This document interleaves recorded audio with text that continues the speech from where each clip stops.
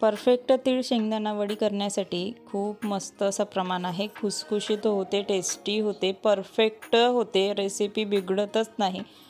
तर अशा प्रकारची वडी तुम्ही आत्ता संक्रांतीला हळदी कुंकू वगैरे करत असाल तर दिसायला द्यायलासुद्धा सुंदर वाटते, दिसायला छान दिसते.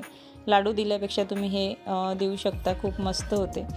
तर काय करायचं, अर्धी वाटी तीळ, अर्धी वाटी शेंगदाणे आणि पाऊण वाटी गूळ असं प्रमाण घ्यायचं आहे. व्हिडिओमध्ये दिसत असल्याप्रमाणे छान भाजून घ्यायचं, मिक्सरमध्ये काढायचं आणि नंतर गुळाचा पाक करायचा. त्याच्यात वेलची पूड, जायफळ आणि 1 चम्मच तूप टाकून मस्त पाक बनवायचा आणि मग सगळं मिक्स करायचं एकत्र. पोळपाटावर जे आहे तूप लावून घ्यायचं किंवा तुम्ही ताटावर सुद्धा करू शकता आणि मस्त असं थापून घ्यायचं गरम असताना किंवा लाटण्याने, गरम असते त्याच्यामुळे लाटण्याने सुद्धा करू शकता आणि आजूबाजूच्या एजेससुद्धा दाबून घ्या आणि नंतर गरम असतानाच थोडे त्याच्या पापड्या पाडून घ्या. खूप मस्त अशी वडी होते.